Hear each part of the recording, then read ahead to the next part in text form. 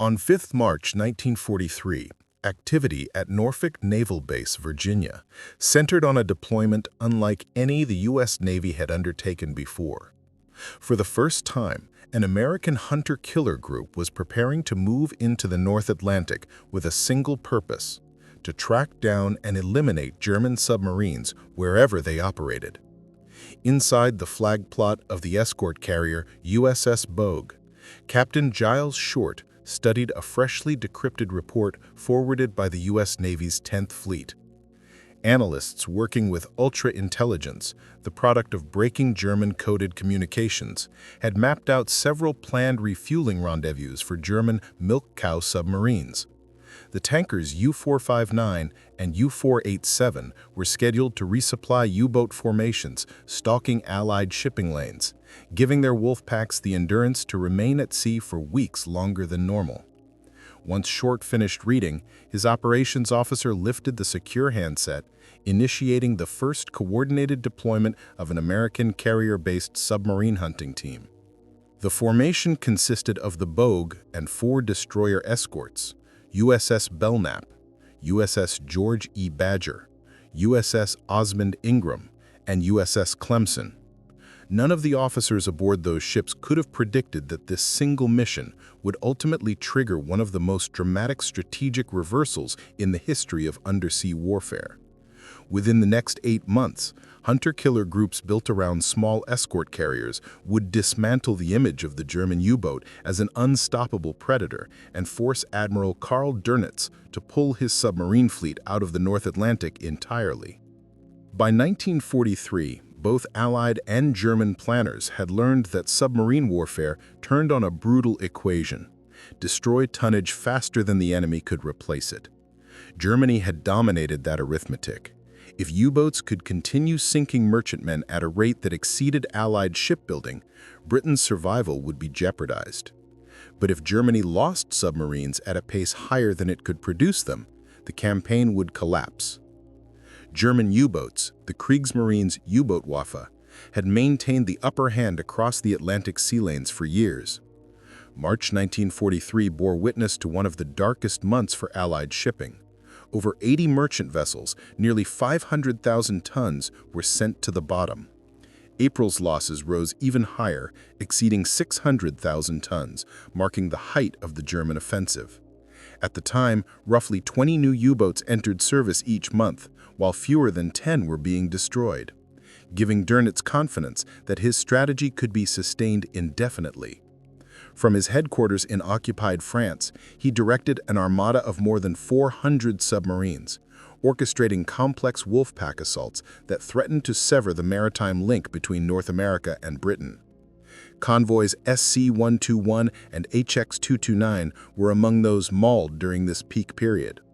It was no exaggeration when Winston Churchill later admitted that the U-boat threat was the only danger during the war that genuinely unnerved him.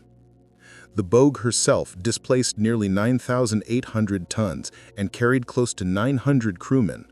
Her flight deck stretched almost 500 feet, supporting F-4 Wildcat fighters and TBF Avenger torpedo bombers. Yet her striking power came not only from aircraft, but from advanced technologies largely unknown to German commanders. She fielded centimeter-band radar, far too short wavelength for German receivers to detect, and high-frequency direction finding, or HFDF systems, capable of pinpointing U-boat transmissions with remarkable precision. Inside the bays of her Avengers rested a classified weapon officially masked under the name Mark 24 Mine. In reality, it was a revolutionary acoustic homing torpedo, the first of its kind to be used in anti-submarine operations. The hunter-killer doctrine marked a profound departure from conventional convoy escorting. Escort ships tied to merchant convoys were forced to react defensively, always balancing the protection of civilian vessels against the pursuit of attacking submarines. Carrier groups like the one centered on Bogue had no such restrictions. Their entire objective was offensive: locate, track, and destroy U-boats before they could threaten any convoy. Among the aviators aboard Bogue was Lieutenant Commander Howard Avery, who would later lead Composite Squadron 9. Drawing from extensive experience in convoy patrols, Avery recognized that U-boats were especially exposed during three recurring phases of their operations: when they surfaced to recharge their batteries, when they rendezvoused with supply submarines, and whenever they transmitted radio messages to command. German doctrine mandated frequent reporting, daily position updates, immediate contact reports on sighting convoys, twice daily weather transmissions, and damage summaries after an attack. Each radio burst, lasting only seconds, could be triangulated by Allied HF-DF stations scattered across the Atlantic. Every transmission risked giving away a submarine's approximate position. Far out in the mid-Atlantic, the crew of U-569 confronted this very vulnerability. Captain Lieutenant Hans Johansen examined new instructions from headquarters. After more than 7 weeks at sea, his fuel reserves were dangerously low. Orders directed him to meet the tanker submarine U-459 at 50 degrees 40 minutes north, 35 degrees 21 minutes west for replenishment. Johansen had assumed command earlier that year after succeeding Hans-Peter Hinch, guiding the boat through a grimly challenging operational environment. U-569 was a Type 7C, the backbone of the German undersea fleet. She displaced about 770 tons on the surface and over 870 tons submerged, armed with 14 torpedoes, 4 bow tubes, and a single stern tube. Although credited with sinking one merchant vessel and damaging another, her record reflected the increasingly perilous nature of Atlantic operations by 1943. Yet, no improvement in design could overcome the submarine's most basic limitation: reliance on air. Her diesel engines could only run on the surface or at snorkel depth, technology Germany would not deploy operationally until later in the war, and her batteries required long charging cycles. At slow speeds, the boat could remain submerged for approximately 18 hours, but any attempt at rapid escape drained the batteries in well under an hour.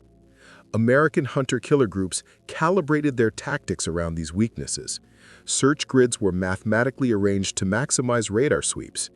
Aircraft schedules were synchronized to catch submarines just as they surfaced for nighttime charging. Once contact was made, the attacked doctrine demanded relentless pursuit, forcing the U-boat to dive repeatedly until its batteries fell to critical levels. The coming months would demonstrate how decisively this new strategy changed the Battle of the Atlantic, turning the hunters into the hunted, and collapsing the U-boat campaign that had once threatened the survival of the Allied cause. At 14:20 hours on 22 May 1943, U.S. Navy Avenger pilot Lieutenant William Chamberlain picked up a radar contact indicating a vessel traveling on the surface roughly 18 miles away on a relative bearing of 090 degrees. Recognizing the signature as a submarine exposed above the waves, he eased his aircraft into a steep descent to begin an immediate attack approach. The target was U-569, moving at approximately 15 knots while running its diesel engines to recharge batteries after a night spent attempting to evade Allied forces. The submarine's bridge crew sighted Chamberlain's aircraft when it closed to about 8 miles. Alarms echoed through the compartments as Oberleutnant Karl-Heinz Johansen ordered an emergency dive. Standard crash dive procedure for a Type V-7C boat required just over half a minute to reach periscope depth. Vent valves were opened, the diesels shut down abruptly, and the electric motors took over as seawater rushed into the ballast tanks. The bow dropped sharply as the vessel began to submerge. Chamberlain released 4 Mark 17 depth charges calibrated for shallow detonation in a pattern that intersected the submarine's descent path. The blasts inflicted serious structural damage and forced U-569 to break the surface again.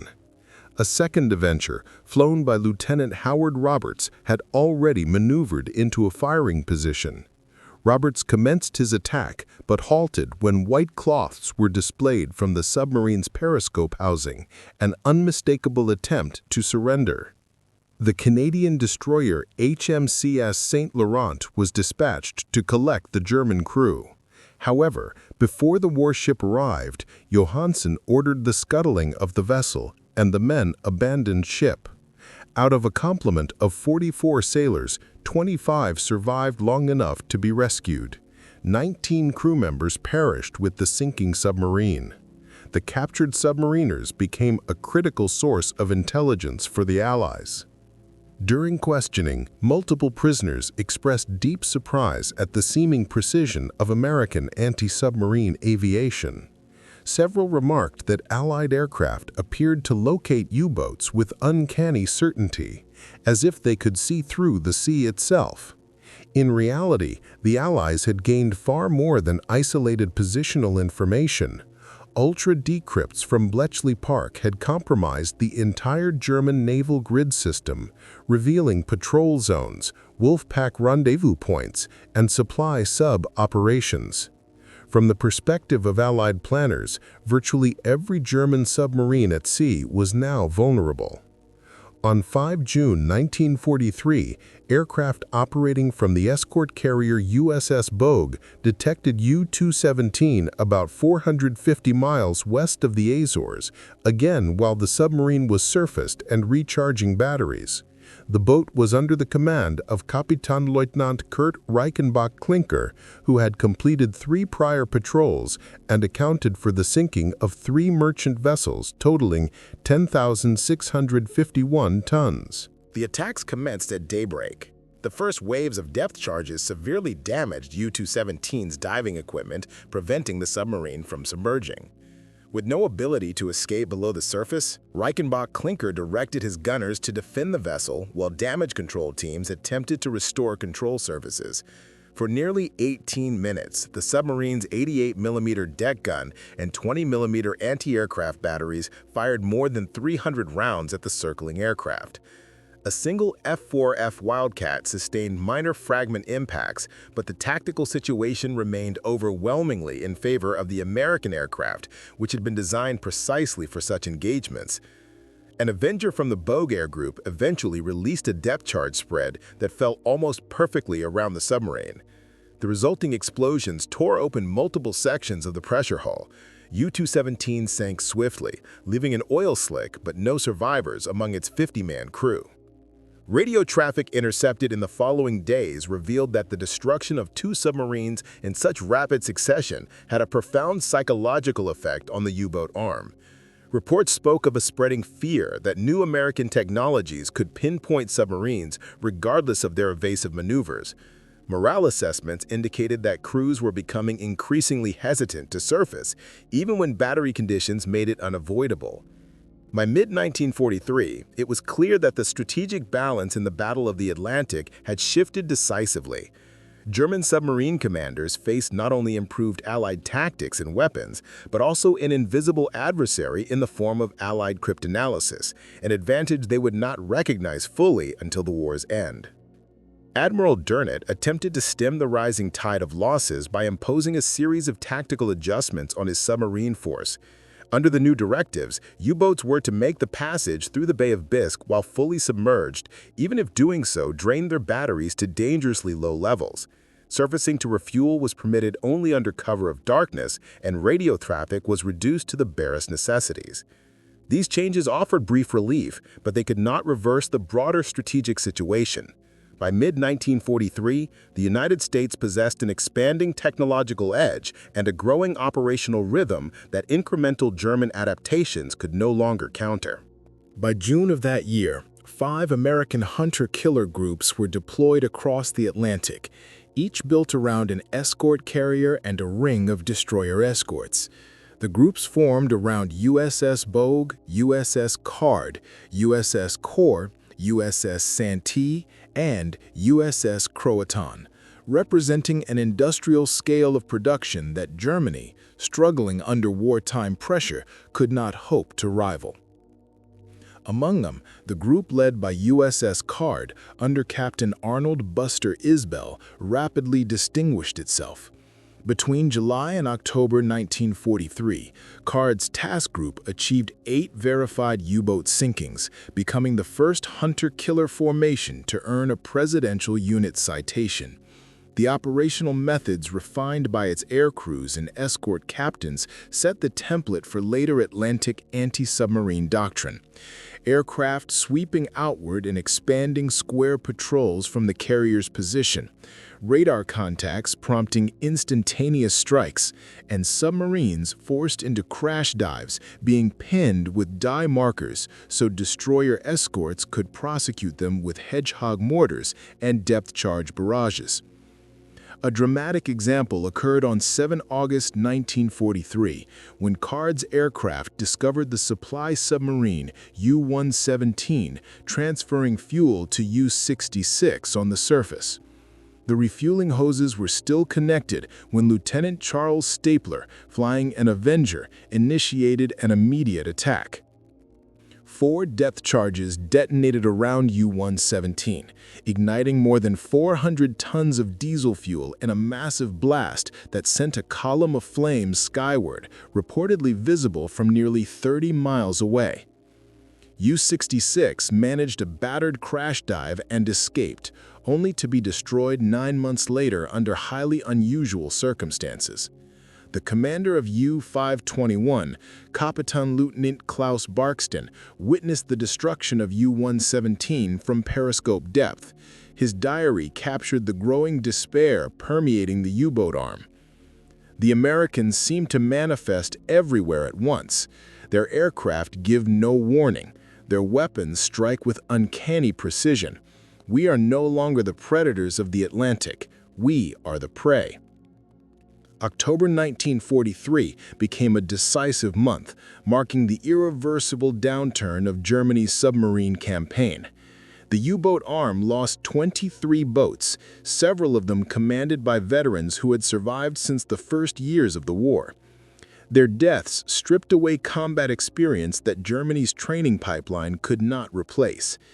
The losses of the long-range supply submarines, nicknamed milk cows, were especially damaging. U-488, U-489, and U-490 were all destroyed within weeks of one another, crippling the fleet's ability to support Type 7C submarines on extended missions. Without refueling support, these boats could no longer threaten the American coastline and were forced to confine their patrols to the mid-Atlantic, where hunter-killer groups now operated in ever greater density. The task group centered on USS Core further refined the emerging doctrine by maintaining continuous aerial coverage over suspected U-boat transit lanes. Aircraft cycled in relentless succession, forcing submarines to remain submerged until their batteries were depleted, a tactic that even the most seasoned commanders struggled to counter. On 13 October 1943, Corps' aircraft surprised U-378 on the surface just after sunrise. The boat's commander, Oberleutnant Zur Z. Zors Erika, had only recently turned 26. His reaction to the attack, attempting to fight it out on the surface rather than ordering an immediate dive, reflected the inexperience of a new generation of officers trying to survive in an increasingly hostile ocean. The attack on U-378 unfolded with ruthless efficiency. 4 Wildcats swept in first, raking the submarine with strafing fire, while a pair of Avengers maneuvered into position to deliver depth charge patterns. The U-boat's anti-aircraft crew managed to score hits on one of the fighters, but their resistance ended abruptly when concentrated machine gun fire cleared the conning tower. Inside the crippled vessel, Kapitän Lieutenant Ma gave the order to abandon ship as the onslaught of depth charges buckled the pressure hull. Only a single sailor was hauled from the water. Even among seasoned U-boat veterans, the violence of the action left a lasting impression. That same autumn, one of Germany's most accomplished commanders, Korvettenkapitän Heinrich Blériot, credited with sinking 24 Allied vessels, barely escaped death. In October 1943, his boat, U-109, came under heavy attack from aircraft operating from USS Block Island. The submarine limped back to base with severe structural damage. Blériot never returned to sea, telling colleagues that the Atlantic had transformed into a slaughterhouse. American technological progress accelerated in November 1943 and further eroded the U-boat's ability to operate safely. Aircraft were now being outfitted with magnetic anomaly detectors, or MAD, enabling them to locate submarines running at shallow depths by sensing minute disturbances in Earth's magnetic field. Meanwhile, patterns of newly developed sonobuoys could maintain acoustic contact with enemy submarines for hours at a time. The cumulative technical advantage was becoming overwhelming. Among the veterans still at sea was Kapitänleutnant Rolf Heinrich Hauptmann, commander of U-405. He had survived 7 patrols and was renowned for his seamanship, often using weather fronts, cloud banks, fog, and sudden squalls to conceal his movements from patrolling aircraft. Late on the night of 31 October 1943, U-405 was working with Wolfpack Siegfried when the American escort carrier USS Card and its associated hunter-killer group arrived in the region. At 2100 hours, the destroyer USS Borie detected the German submarine at a distance of approximately 6,500 yards. The clash that followed would become one of the most dramatic encounters in the Battle of the Atlantic. U-405 attempted a crash dive but was forced back to the surface by a violent depth charge attack. With the boat too damaged to submerge again, Hauptmann made the rare decision to fight it out on the surface using the depth gun. In the confused nighttime seas, Borie and the submarine collided, the destroyer's bow sliding over U-405's forward deck. Locked together in the darkness, the two crews engaged at point-blank range. Small arms, automatic weapons, and even improvised projectiles, grenades, spent shell casings, coffee mugs, and notoriously a thrown sheath knife were exchanged in the chaotic struggle. After several minutes, the vessels broke apart. Lieutenant Commander Charles Hutchins, captain of Borie, immediately ordered every available weapon to concentrate on the U-boat. More than 4,000 rounds were fired as the submarine tried to escape into the heavy seas. The conning tower was torn open, the deck gun was completely disabled, and the hull was breached below the waterline. Realizing the boat could no longer be saved, Hauptmann ordered his men to abandon ship. Only 8 of the 49 crew members survived the frigid waters. Hauptmann went down with his vessel. Although victorious, Borie had suffered critical damage during the collision and had to be scuttled the following day. The confrontation underscored a grim reality. Even the most skilled U-boat commanders were increasingly unable to withstand the concentrated attacks of Allied hunter-killer groups. The rapid evolution of Allied anti-submarine warfare extended far beyond radar improvements or homing torpedoes. Operations research teams were devising mathematically optimized search patterns based on probability theory, greatly increasing the likelihood of detecting a submerged U-boat. Advances in acoustical analysis made it possible to differentiate between individual propeller signatures, and large statistical datasets were being used to predict U-boat behavior with surprising accuracy. Particularly destructive was high-frequency direction finding, or HFDF. German tactical doctrine relied heavily on short, frequent radio transmissions to coordinate Wolfpack movements. Even these brief signals, often lasting only a few seconds, allowed Allied listening stations to triangulate the sender's position within a remarkably small radius, sometimes only a couple of miles. U-boat commanders were forced into a perilous dilemma: maintain radio silence and lose tactical coordination, or transmit and risk immediate detection. The Germans believed the Enigma system remained unbroken. They were unaware that codebooks recovered from U-559 in October 1942 had enabled British cryptanalysts to master the new 4-rotor M4 cipher. Orders from Admiral Donitz to his submarines were being decrypted within hours. December 1943 brought the destruction of several veteran U-boats that had managed to survive the early years of the war. Among them was U-172, commanded by Kapitänleutnant Hans Werner Hoffmann, whose crew had sunk 26 ships, totaling more than 150,000 tons. The men aboard U-172 were considered among the most experienced in the fleet. having refined sophisticated techniques for slipping through convoy escort screens. On 13 December, the submarine transmitted a routine weather report, an act that proved fatal. HF/DF stations in Bermuda and the Azores immediately plotted her approximate position, enabling USS Borie's hunter-killer group to close in. The first aircraft to attack, an Avenger flown by Lieutenant Junior William Fowler, launched a Fido acoustic homing torpedo. U-172's sonar operator detected the weapon early enough for Hoffman to evade, but the maneuver drained the boat's batteries. Within hours, additional aircraft arrived, maintaining unbroken pressure. For 14 exhausting hours, U-172 attempted to survive by alternating between short surface intervals for ventilation and crash dives whenever radar signals approached. By 800 hours on 14 December, the boat's batteries were nearly dead and its compressed air reserves critically low. Hoffman could no longer submerge. With no remaining options, he ordered the submarine to stay on the surface and prepare to face the final attack. As U-172 struggled on the surface, its gunners opened fire desperately at the circling aircraft, while damage control teams worked frantically on wounds that could no longer be mended. The surface engagement dragged on for 43 minutes. One by one, the destroyer escorts George E. Badger, Clemson, DuPont, and Osmond Ingram closed in, saturating the area with more than 400 shells from their main guns. The submarine's pressure hull was eventually punctured in 17 separate places.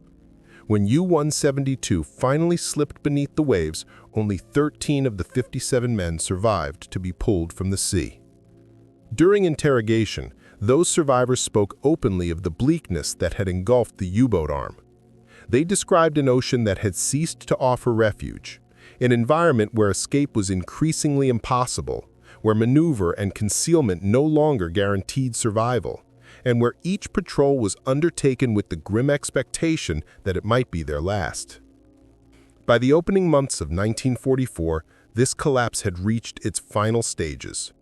The same force that only a few years earlier had threatened to break Britain's supply lifelines was being dismantled at a pace that accelerated month by month. 19 boats were lost in January, 20 in February, and 23 in March. The mathematics of destruction left no ambiguity about the outcome. The German Navy's ability to replenish experienced personnel was similarly unraveling. Young officers with only cursory instruction were being placed in command. One such example was Oberleutnant Circe Wolfgang Hurrah of U-434. Just 23 years old and with less than half a year's submarine experience, whose boat was surprised on the surface by aircraft from Card in March 1944. Rather than attempting to dive, Hurrah chose to fight on the surface, a decision that doomed his entire crew. Meanwhile, the qualitative gulf between American and German forces widened. U.S. aviators accumulated hundreds of hours flying anti-submarine sweeps. Radar teams learned to recognize faint periscope height returns at extreme distances. Sonar operators became so proficient that they could distinguish one submarine from another by the nuances of its propeller noise, sometimes tracking a single vessel across vast expanses of ocean. Germany, by contrast, faced a shrinking pool of veteran petty officers and seasoned commanders.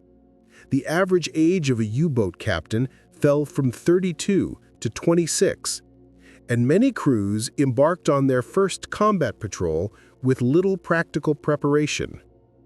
The personal tragedy within the German command structure was starkly illustrated by the fate of Admiral Donit's son, Peter, who served aboard U-954 as a watch officer.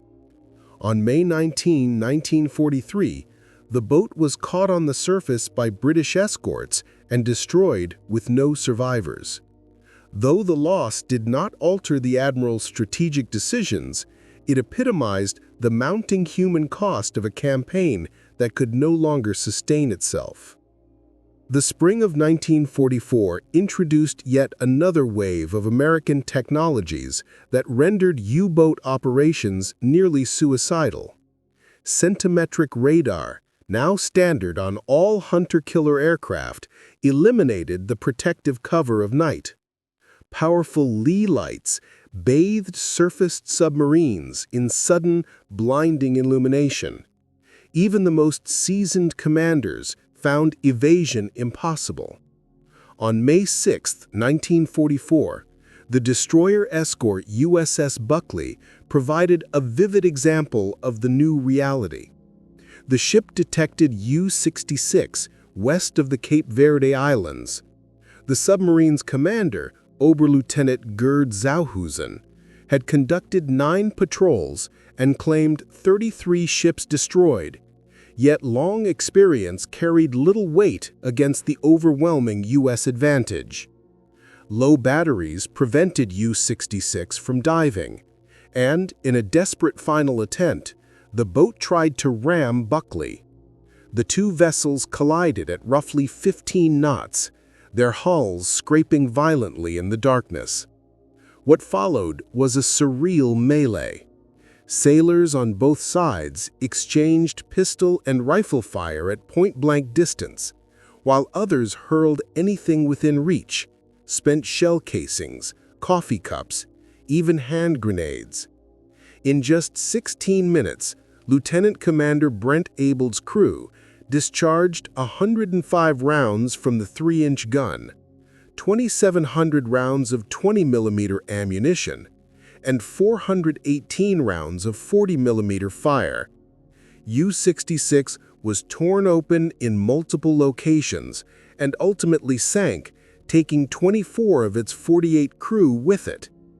The chaotic, almost primitive nature of the fight symbolized the final, desperate moments of an era when submarines could still operate as surface attackers.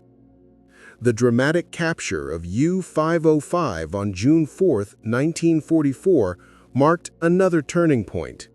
A boarding party from the destroyer escort USS Pillsbury, operating under Captain Daniel Gallery's hunter-killer group from USS Guadalcanal, entered the still-moving submarine through its conning tower, battling seawater surging through damaged valves. Once aboard, they halted the flooding and prevented the boat from sinking. The haul of intelligence, cipher materials, acoustic torpedoes, codebooks, and technical documentation was immense. Yet the symbolic implications were even more powerful. U-boats were no longer feared predators, but targets to be seized, their crews captured rather than fought.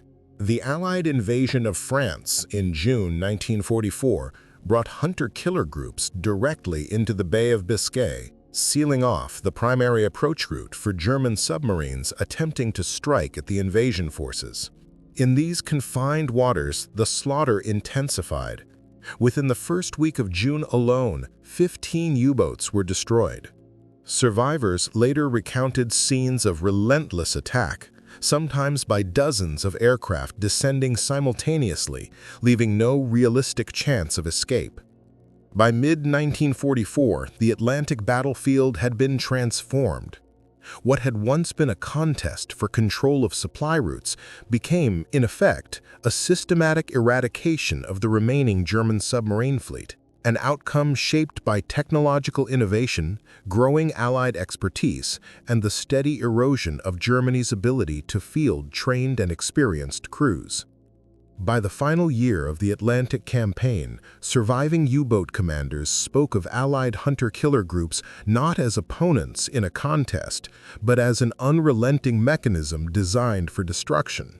Captain Lieutenant Herbert Verrer, one of the few veterans who endured to the war's conclusion, later recalled how these encounters unfolded. He explained that the moment an aircraft flickered onto their radar screens, the only option was an emergency dive. Minutes after slipping beneath the surface, the telltale splashes of sonobuoys would fall around them, marking their position for escorts already closing in. The submarines lay on the seabed for days, drifting in stale air while depth charges pounded overhead. When they finally attempted to surface for oxygen, Allied aircraft were often already circling above, as if waiting for them to breathe. To Verer, the process no longer resembled naval warfare, it felt like organized elimination. By August 1944, the strategic picture had deteriorated so sharply that Dönitz ordered German crews to abandon their French bases before Allied ground forces overran them. U-boats retreating toward Norway encountered a gauntlet of hunter-killer groups stationed along the escape routes. 31 vessels attempted the northward passage. Barely two-thirds reached refuge. 11 were wiped out, and those that survived limped into port, battered, leaking, and manned by crews pushed to physical collapse. The introduction of the Churchill breathing mast offered a partial remedy. It allowed boats to operate their diesel engines while remaining just below the surface, reducing the time spent fully exposed. Yet the device represented a compromise rather than a breakthrough. Travel using the Churchill rarely exceeded 6 knots, and Allied radar could still pick up the narrow mast protruding above the waves. The technology bought time, but could not restore the offensive initiative the U-boat arm had lost. In September 1944, the Allies fielded a new generation of anti-submarine equipment that further widened the technological gulf. The Mark 24 Fido Hohmann torpedo, now refined with improved detection sensitivity and longer endurance, relentlessly pursued submerged targets. Advanced versions of the Hedgehog mortar saturated suspected submarine positions with dozens of contact-fused projectiles. Airborne and surface radars grew so precise that even a periscope could be detected from several miles away. By this stage, German submarines were confronting a surveillance and weapons network that covered the ocean almost continuously. Captain G.A., commanding U-10, witnessed the transformation firsthand. During one October night in 1944, he observed 3 boats from his own Wolfpack annihilated in quick succession. In his operational diary, he wrote that the enemy wielded tools for which the Germans had no answer. Systems that delivered sudden, pinpoint attacks without fatigue or hesitation.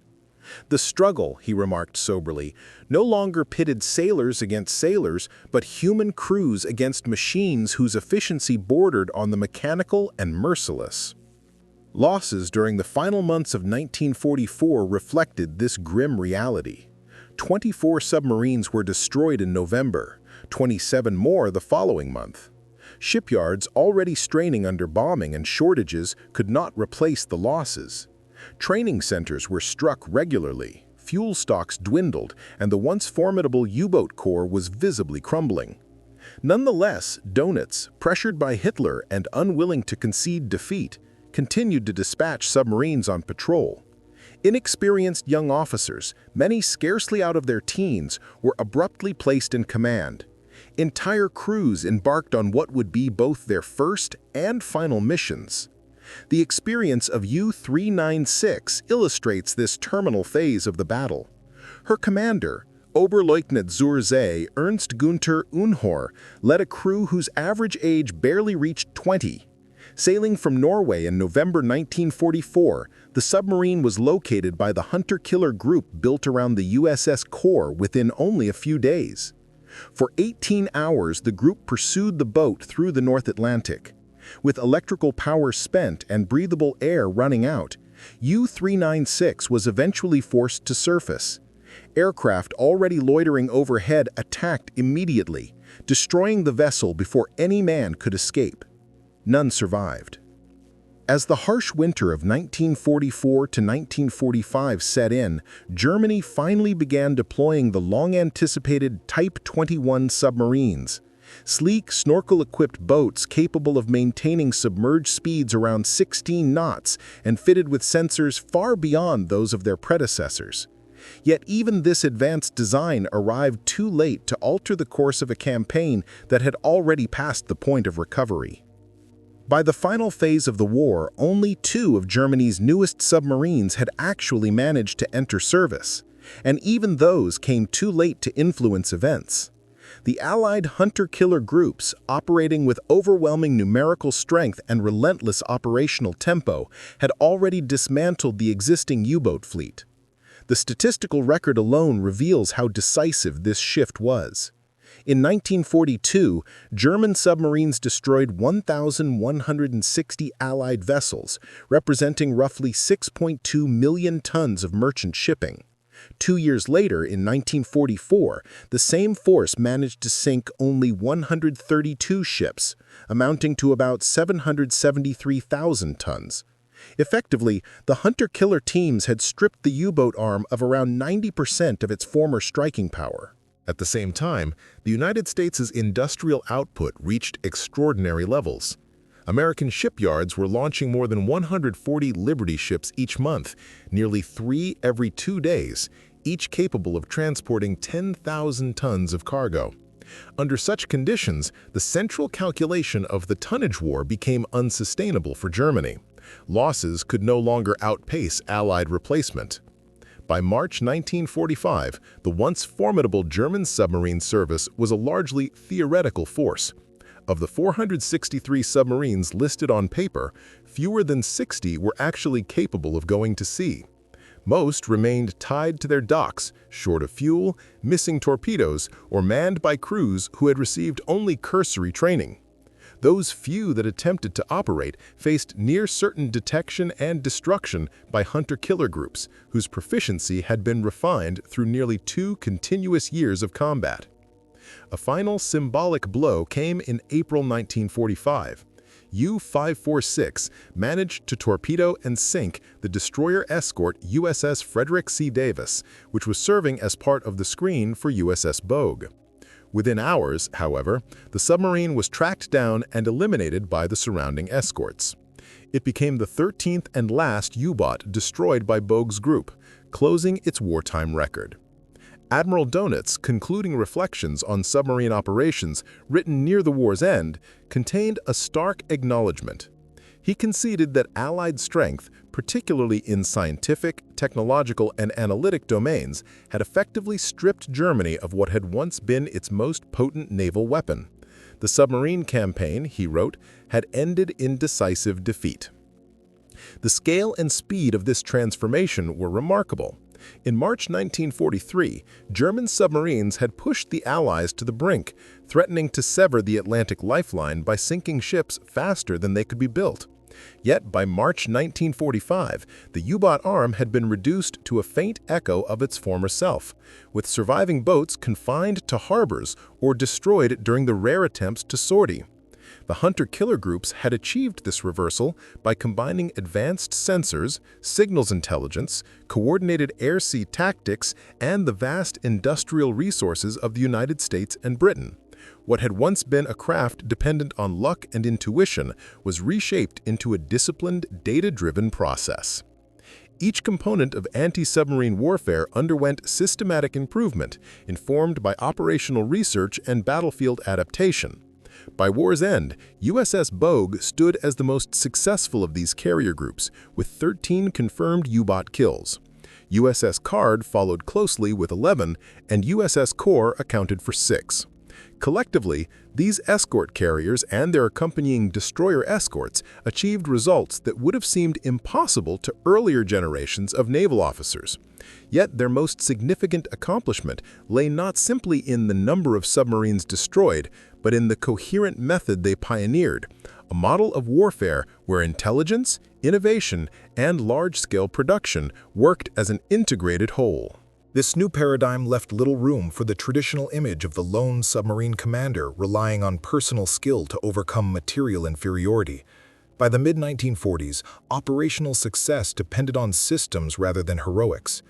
German commanders felt this shift acutely. They entered the war as the celebrated Grey Wolves, convinced that they could starve Britain into submission. They ended it as isolated survivors, struggling to reach home ports while being pursued across an ocean that no longer allowed concealment. Corvette Captain Peter Kressmer, one of the few experienced U-boat commanders to live through the conflict, later summarized the situation with stark clarity. According to him, the Germans had no countermeasures effective against the hunter-killer groups.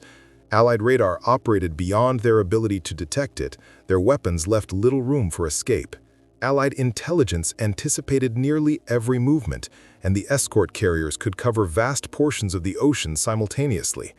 "We shifted from hunters to hunted," he observed, in what felt like a single night. The human toll of the German submarine campaign ultimately reached a scale that defied ordinary understanding. Out of roughly 40,000 sailors who served aboard U-boats during the war, about 30,000 never returned home, an attrition rate of approximately 75%, unmatched by any other major branch of the German armed forces. Of the 1,162 submarines that entered service, 784 were lost at sea or destroyed in port. By the final phase of the conflict, more than half of the boats sent out on their very first mission were eliminated before completing it.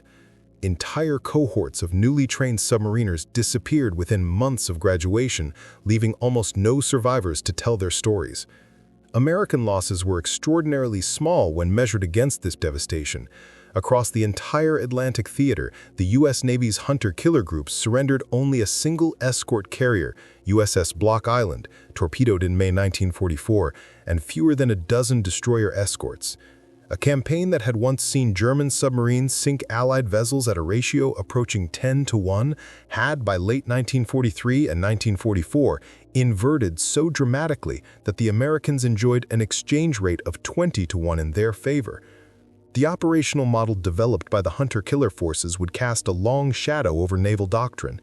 Their seamless combination of aircraft and surface ships, their reliance on intelligence to guide patrol zones, and their use of operational research to refine attack procedures all became foundational elements of post-war naval strategy. During the Cold War, anti-submarine warfare, especially the tracking of Soviet submarines across vast oceanic spaces, leaned heavily on these wartime innovations. Yet perhaps the most enduring impact was psychological. The U-boat arm had symbolized German maritime strength and technological ambition. Its rapid dismantling by American hunter-killer groups made unmistakably clear that future wars would be shaped not by isolated acts of bravery, but by the ability to coordinate science, production, intelligence, and tactics on an industrial scale. Individual skill had not disappeared, but it no longer determined the outcome.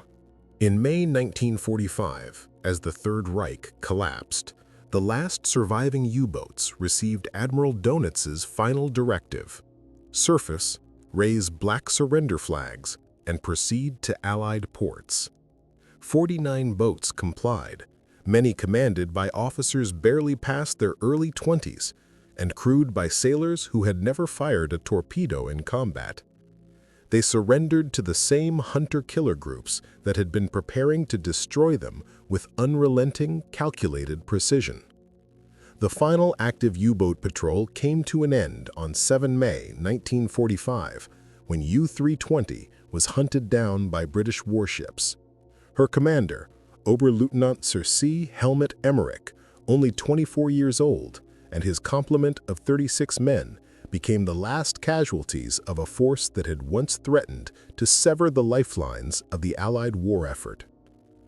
Post-war investigations revealed the underlying mechanics behind the hunter-killer group's effectiveness. Their search patterns were built on probabilistic models that optimized coverage of vast ocean regions. Weapons were deployed according to calculations that balanced ammunition use with the likelihood of destroying a submerged target. Intercepted U-boat communications were analyzed alongside movement patterns to anticipate German intentions with increasing accuracy. Nearly every aspect of the campaign, from patrol routes to attack sequences, had been refined through systematic analysis and continuous field testing. For many German commanders, the most disorienting aspect of their defeat was not merely losing tactical supremacy, but the astonishing speed with which it vanished. In early 1943, coordinated wolfpack attacks had pushed Allied supply lines to the brink of collapse. Only months later, by the autumn of that same year, U-boats found themselves under constant pursuit. Their bases were watched, their radio signals decrypted, and their maneuvers predicted with a precision that left little room for survival. This transformation did not hinge on one revolutionary technology. Instead, it emerged from the convergence of numerous advantages. Radar capable of locating submarines under almost any conditions, long-range aircraft able to patrol immense distances, new weapons that reduced the effectiveness of evasive maneuvers, intelligence networks that exposed German operational plans, and industrial output that allowed the Allies to absorb losses while the Germans could not. In the process, the hunter-killer groups crafted the blueprint for modern naval warfare, an era in which dominance stems from coordinated superiority across multiple technological and operational domains, rather than from isolated acts of valor.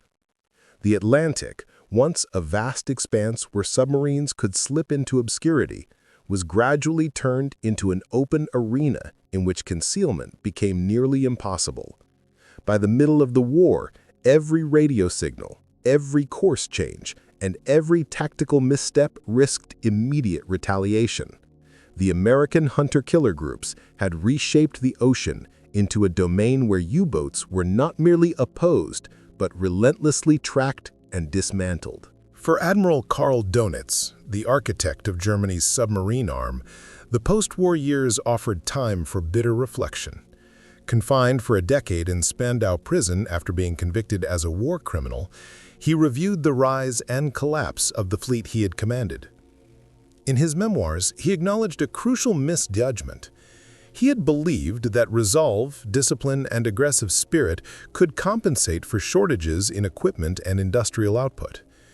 The Allied task forces, he wrote, had demonstrated that modern conflict is governed above all by technological reach and the productive capacity that sustains it. Germany's defeat at sea, he concluded, came not from inferior sailors, but from inferior systems. The influence of the hunter-killer groups extended far beyond their wartime successes. They revealed that future naval operations would hinge on tightly coordinated air and surface teams, on the seamless blending of intelligence with real-time action, and on the scientific study of tactical problems rather than reliance on intuition alone. The nuclear-powered submarines that patrolled the oceans during the Cold War, equipped with advanced sonar suites, long-range weapons, and integrated command networks, owed much to the operational principles validated by escort carriers and destroyer escorts during the Battle of the Atlantic. Today, more than 500 German submarines lie scattered across the ocean floor, their corroding hulls slowly merging with the seabed. These wrecks testified to the extraordinary effectiveness of the American anti-submarine offensive, which transformed what had begun as a desperate defensive struggle into a calculated campaign aimed at erasing the U-boat threat at its source. Many of the young officers who led these doomed vessels entered the service convinced they had joined an elite force destined to shape the direction of the war. Instead, they found themselves confronted by an adversary that had replaced traditional notions of naval combat with a methodical, technology-driven approach to destruction. The shock of this shift reverberated through the U-boat arm. In early 1943, German submarines operated with a confidence bordering on dominance, their coordinated wolf packs inflicting staggering losses on Allied convoys. By the year's end, that confidence had evaporated. Their once secure bases were repeatedly bombed, supply routes were choked off, veteran crews were depleted by attrition, and surviving boats often remained bottled in harbor or forced to scatter in retreat from persistent airborne and surface pursuit. This abrupt reversal became a defining point in naval history, a moment when industrial capacity, scientific innovation, and intelligence integration permanently altered the balance of power at sea. Between 1943 and 1945, the American hunter-killer groups shocked U-boat commanders not through superior bravery, an attribute both sides possessed, but through the calculated use of technology and production strength on a scale the German submarine fleet could neither challenge nor escape. The ocean, once the U-boat's refuge, had become a domain mapped, patrolled, and dominated by machines and coordinated detection networks. The final record leaves little room for interpretation. Allied anti-submarine forces, including the hunter-killer groups, were responsible for the destruction of 784 German submarines. Roughly 30,000 German submariners were lost, while Allied personnel losses in these operations remained below 5,000. Within 2 years, a threat that had nearly severed Britain's lifeline was reduced to strategic irrelevance.